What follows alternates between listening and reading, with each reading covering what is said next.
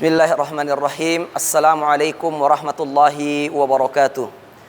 Alhamdulillahilladzi ja'ala syahru Ramadan syahrus siyam. Assalatu wassalamu ala sayyidina Rasulillahi wa ala alihi wa sahbihi ajma'in, amma ba'du. Sahabat pendengar yang dimuliakan Allah Subhanahu wa taala, kita bersyukur kepada Allah Subhanahu wa taala dengan mengucapkan alhamdulillahi rabbil alamin atas nikmatnya yang luar biasa, nikmatnya yang begitu melimpah dan sempurna. Salah satunya Allah Subhanahu wa taala memperjumpakan kita dengan bulan yang penuh dengan kemuliaan, bulan yang penuh dengan keistimewaan, bulan yang penuh dengan ampunan. Sahabat pendengar yang dimuliakan Allah Subhanahu wa taala, setiap amal ibadah yang Allah Subhanahu wa taala perintahkan kepada kita itu memiliki tujuan. Sebagaimana salat sebagai contohnya. Salat diperintahkan, salah satu fungsi salat atau manfaat daripada salat yaitu innas salata tanha 'anil fahsya'i wal munkar. Sesungguhnya salat, kata Allah Subhanahu wa taala dalam Al-Qur'an, mencegah kalian daripada perbuatan keji dan mungkar. Jadi fungsi salat atau manfaat daripada salat yang Allah wajibkan kepada kita agar supaya kita terhindar daripada perbuatan keji dan juga perbuatan mungkar.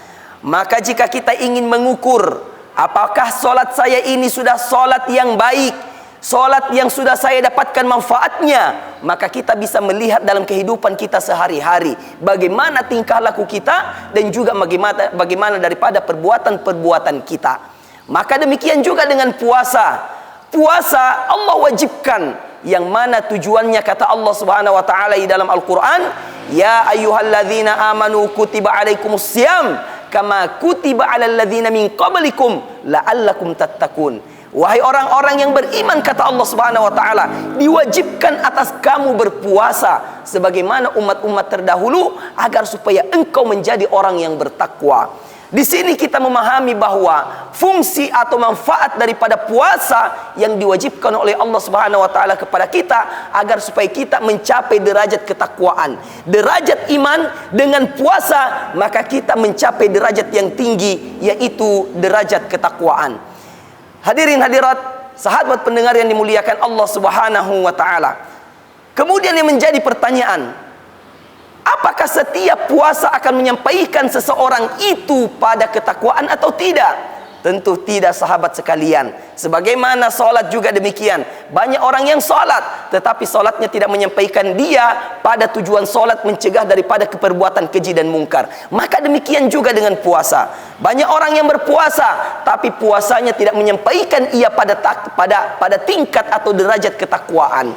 Maka daripada itu, bagaimana caranya agar supaya kita menjadi orang-orang yang sukses dalam berpuasa, yang berhasil dalam berpuasa? Puasa kita menyampaikan kita pada derajat takwa. Setidaknya ada dua syarat, sahabat yang dimuliakan Allah Subhanahu wa taala, kiat sukses dengan puasa kita mencapai derajat takwa. Yang pertama yaitu menjaga kualitas puasa. Menjaga kualitas puasa berarti bukan hanya sekedar menahan haus, bukan hanya sekedar menahan lapar. Kata Nabi SAW, berapa banyak orang yang berpuasa tidak mendapatkan apa-apa dari puasanya kecuali haus dan juga lapar di dalam dirinya. Lalu bagaimana caranya? Berarti puasa kita, kata Nabi SAW, harus melahirkan kebaikan, harus melahirkan amal-amal soleh. Kita berpuasa, kita membaca Al-Quran. Kita berpuasa, kita berinfak dan bersedekah. Kita berpuasa, kita melaksanakan sholat tarawih. Kita berkata jujur, menjaga telinga, menjaga pandangan, menjaga diri, dan mengekang hawa nafsu. Dengan cara seperti itu, berarti kita sedang menjaga daripada kualitas puasa kita. Puasa seperti inilah yang akan menyampaikan seseorang pada derajat takwa.